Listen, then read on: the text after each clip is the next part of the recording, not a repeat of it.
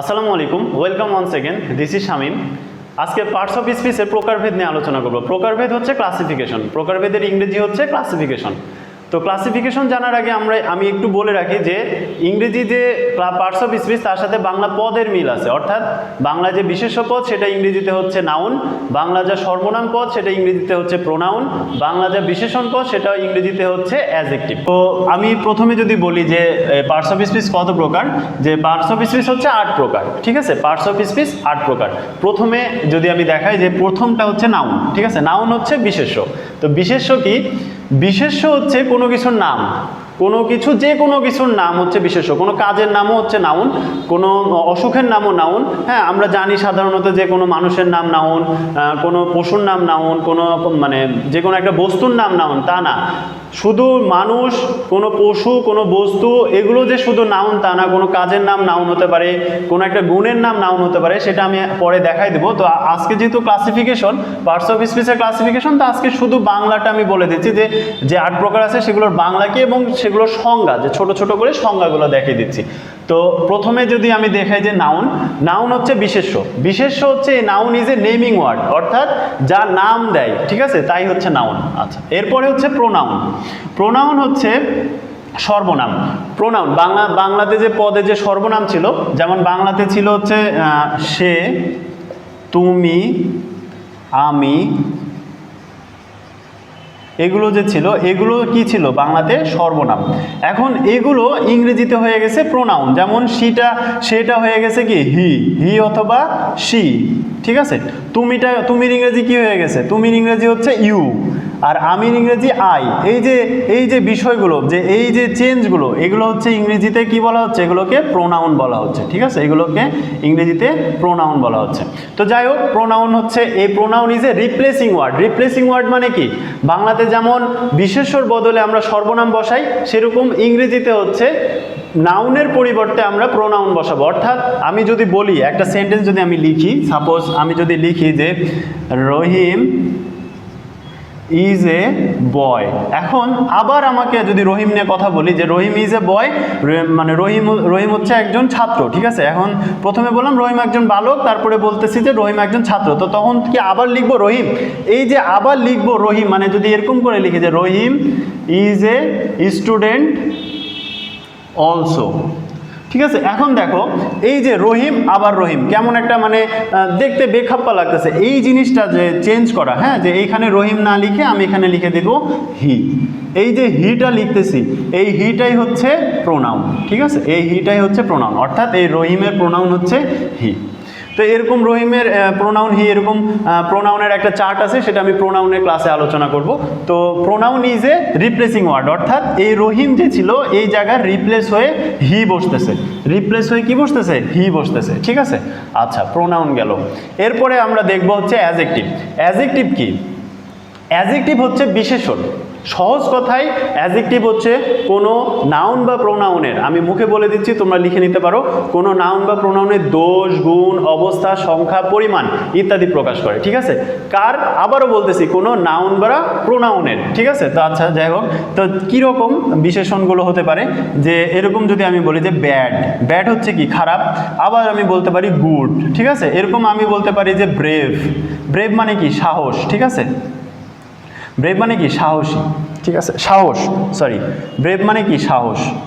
আচ্ছা, এরকম এই যে বিষয়গুলো, এইগুলোই হচ্ছে মানে এগুলো কি করতেছে? এগুলো নাউন বা প্রোনাউনকে কোয়ালিফাই করতেছে, অর্থাৎ নাউন বা প্রোনাউনের দোষ, গুণ, অবস্থা, সংখ্যা, পরিমাণ ইত্যাদি প্রকাশ করে, তাই হচ্ছে অ্যাডজেক্টিভ। এগুলো অ্যাডজেক্টিভের যখন আমি আলোচনা করব তখন দেখাই দেবো। তো অ্যাডজেক্টিভ হচ্ছে বিশেষণ, এবং অ্যাডজেক্টিভ হচ্ছে an adjective is a qualifying word. ঠিক আছে, আচ্ছা, এরপরে দেখো, তাহলে অ্যাডজেক্টিভ বুঝলাম, নাউন বা প্রোনাউনের দোষ, গুণ, অবস্থা, সংখ্যা, পরিমাণ ইত্যাদি প্রকাশ করে, এবং adjective is a qualifying word. আচ্ছা, এরপরে ভার্ব। ভার্ব কি? বাংলাতে যখন আমি পদ করেছিলাম তখন আমরা সেখানে যে কাজ, যে ক্রিয়া, সেটাই ইংরেজিতে হয়ে যাচ্ছে verb. A verb is a doing word. Doing মানে কি? করা। ঠিক আছে, তো এখন দেখো, সাপোজ আমি যদি বলি রিড, এই যে আমি লিখতেছি, আমি বলতেছি রাইট। এই যে রিড মানে কি পড়া, রাইট মানে কি লিখা, এই যে এই জিনিসগুলো মানে কোনো কাজই হচ্ছে কি ভার্ব, ঠিক আছে। তো ভার্বের প্রকারভেদ বা ভার্ব সম্পর্কে আলোচনা পরে করে দেবো অন্য একটা ক্লাসে। আচ্ছা, এরপরে হচ্ছে অ্যাডভার্ব। অ্যাডভার্ব হচ্ছে ক্রিয়া বিশেষণ। অ্যাডভার্ব হচ্ছে নাউন বা প্রোনাউন বাদে অ্যাডজেক্টিভকে মডিফাই করে, ভার্বকে মডিফাই করে, অ্যাডভার্বকে মডিফাই করতে পারে, অ্যাডভার্ব পুরো একটা সেন্টেন্সকে মডিফাই করতে পারে। আচ্ছা, এখন তোমাকে জানতে হবে এই মডিফাই আসলে কি, অর্থাৎ এটা সংজ্ঞা যখন পড়বা যে অ্যাডভার্ব হচ্ছে ক্রিয়া বিশেষণ। And adverb is a modifying word. এই যে আমি এখানে বলতেছি মডিফাইং ওয়ার্ড, এই মডিফাইং মানে কি? মডিফাইং হচ্ছে কোনো তীব্রতা, মানে সেটার মানে তিনটা জিনিস তুমি মনে রাখবা, যে কারণ, স্থান, সময়, পদ্ধতি, ঠিক আছে। এই যে বিষয়টা, এটা কার প্রকাশ করবে? অ্যাডজেক্টিভের প্রকাশ করবে, অ্যাডভার্বের প্রকাশ করবে, ভার্বের প্রকাশ করবে, একটা পুরো সেন্টেন্সের প্রকাশ করতে পারবে, আবার অ্যাডভার্বের প্রকাশ করতে পারবে। কি কি প্রকাশ করতে পারবে? কারণ, স্থান, সময় আর পদ্ধতি। তো অ্যাডভার্ব হচ্ছে এই যে জিনিসগুলো প্রকাশ করে, এই প্রকাশগুলোর নামই মানে ইংরেজিতে এই প্রকাশ পদ্ধতিটাকেই বলা হচ্ছে মডিফাইং, ঠিক আছে। তাহলে an adverb is a modifying word, অর্থাৎ অ্যাডভার্ব হচ্ছে ক্রিয়া বিশেষণ। এই হলো মোটামুটি বিষয়। এরপরে যদি বলি প্রিপোজিশন, কনজাংশন আর ইন্টারজেকশন, এই তিনটা আসলে কি? দেখো, বাংলায় যখন পদের মধ্যে অব্যয় পড়েছিল, অব্যয় পদ, সেই অব্যয় পদটা ইংরেজিতে তিনটা ভাগে ভাগ করা হচ্ছে, যেমন প্রিপোজিশন, কনজাংশন, ইন্টারজেকশন। অর্থাৎ প্রিপোজিশন মানে হচ্ছে পদান্বয় অব্যয়, তারপরে হচ্ছে কনজাংশন হচ্ছে সংযোগযোগ অব্যয়, আর ইন্টারজেকশন হচ্ছে অনন্বয় অব্যয়। তো বিষয়টা কি? প্রথমে যদি আমি প্রিপোজিশন বলি, যে প্রিপোজিশন কি? এই preposition is a relating word, অর্থাৎ প্রিপোজিশন কি করে? রিলেট করে, অর্থাৎ সংযোগ করে। হ্যাঁ, প্রিপোজিশন দেখো দুই তিনটা যদি আমি উদাহরণ লিখি, যে অফ, হ্যাঁ, তারপরে হচ্ছে আফটার, বিফোর, ঠিক আছে। তারপরে কি যেমন হচ্ছে ইন, অন, অ্যাট, অ্যাক্রস, এগুলো সব প্রিপোজিশন। থ্রো, তারপর হচ্ছে থ্রো,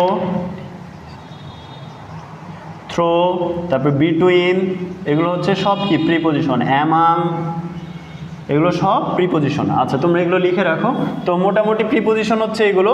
এরপরে দেখো কনজাংশন। কনজাংশন হচ্ছে সংযোজক অব্যয়। এই conjunction is a joining word, অর্থাৎ কনজাংশন কি করে? দুইটা সেন্টেন্সের মধ্যে জয়েন করে, দুইটা ওয়ার্ডের মধ্যে জয়েন করে। কিভাবে জয়েন করে? সাপোজ কনজাংশন হচ্ছে অ্যান্ড, বাট, অর, এই কনজাংশন তিনটা সবচেয়ে বেশি ইউজ হয়। তো এইগুলো কি করে? Subject plus verb plus object, এসে হচ্ছে সাবজেক্ট, ভিতে হচ্ছে ভার্ব আর অবজেক্ট, ঠিক আছে। এই একটা সেন্টেন্স, এই সেন্টেন্সটাকে আরেকটা সেন্টেন্স দ্বারা আরেকটা সেন্টেন্সের সাথে কি করতে হচ্ছে? যোগ করতে যাচ্ছে। এই যে যোগ করার জায়গায় এখানেই সে কনজাংশনটা বসে, ঠিক আছে। তো সেগুলো আমি পরে আলোচনা করে দেবো। শুধু যে কনজাংশন একটা সেন্টেন্স, দুইটা সেন্টেন্স গঠনের ক্ষেত্রে বসে তা না, কনজাংশন হচ্ছে কি দুইটা ওয়ার্ড গঠনের ক্ষেত্রে বসে। এক্ষেত্রে মনে রাখবা ওয়ার্ডটি অবশ্যই একই পার্টস অফ স্পিচ হতে হবে, ঠিক আছে, একই পার্টস অফ স্পিচ হতে হবে, একই পার্টস অফ স্পিচ হতে হবে। অর্থাৎ যদি নাউন থাকে দুইটাই নাউন হতে হবে, যদি অ্যাডজেক্টিভ থাকে দুইটাই কি হতে হবে? অ্যাডজেক্টিভ হতে হবে। এরকম এই যে প্লাস চিহ্ন, এই প্লাস চিহ্নতেই বসবে কনজাংশন। তো কনজাংশন কি করে? আমি আবার বলতেছি, কনজাংশন কি করে? দুইটা সেন্টেন্সকে যুক্ত করে অথবা দুইটা ওয়ার্ডকে যুক্ত করে। এই হলো মোটামুটি কনজাংশন। এরপরে যদি বলি যে ইন্টারজেকশন। ইন্টারজেকশন আসলে কি? ইন্টারজেকশন বা বাংলা হচ্ছে অনন্বয় অব্যয়। এটা তোমরা এভাবে মনে রাখবা। দেখো এখানে এন আছে আর এখানে দন্তন্য আছে, এভাবে তোমরা এটার বাংলা মনে রাখবা যে এন এর সাথে দন্তন্যের মিল। এভাবে তুমি মনে রাখবা যে এটা হচ্ছে অনন্বয় অব্যয়। তাহলে an interjection is an emotion expressing word. Emotion expressing, আমরা বাংলাতে যেমন অনেক ইমোশন এক্সপ্রেস করি, সেরকম ইংরেজিতেও আমরা ইমোশন এক্সপ্রেস করতে পারি। যেমন আহ, তারপরে হচ্ছে অ্যালাস, আনডান, ব্লিস, এই যে বিষয়গুলো। তারপরে ব্রাভো, হুররা, এই যে বিষয়গুলো, এই যে ওয়ার্ডগুলো, এর মাধ্যমে আমরা কি করতেছি?